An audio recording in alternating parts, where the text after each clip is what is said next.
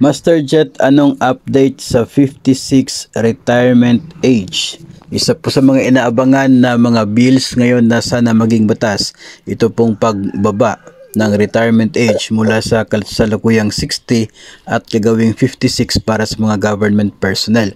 Sa kasalukuyan mga master, ito po ay naghihintay pa ng approval doon sa Senado. Sa House of Representatives, ito po ay pasado na, approve na ng mga kongresista, pero sa kasalukuyan ay kasalukuyan po itong pending sa second reading.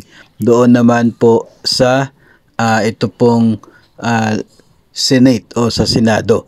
No, yung dati mga master, yun po ay under pa ng ordinary business, pero as of September 20 naging special order. Ibig sabihin daw nito mga master, siya ay nakapila doon sa mga bills na pending for second reading.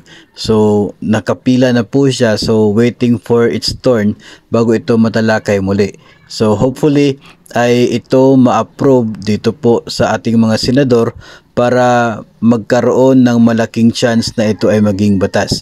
No, kasi nga aprobado na ito ng mga kongresista, so yung approval naman ng mga senador ang ating hinihintay, and the moment na ito ay kanilang ma-approve, ito po ay ipapasa na sa Malacanang itong version ng dalawang houses of the Congress para ito ay malagdaan ng Pangulo at ma-implement na rin ng GSIS. Malaki kasi ang advantage nito kapag pwede na magretiro at the age of 56, kasi ibig sabihin nun pwede ka na magsimula makatanggap ng pensyon kahit 56 years old ka pa lamang.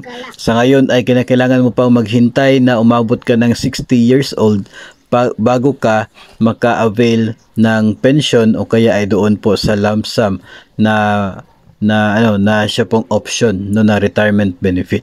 So hintayin lamang po natin ngayong taon mga master sa pagbabalik ng sesyon ng mga senador kung kailan ito muling matalakay, at sana ma-approve po ng mga senador itong kanila pong bill para sa pagbaba ng retirement age ng mga government personnel.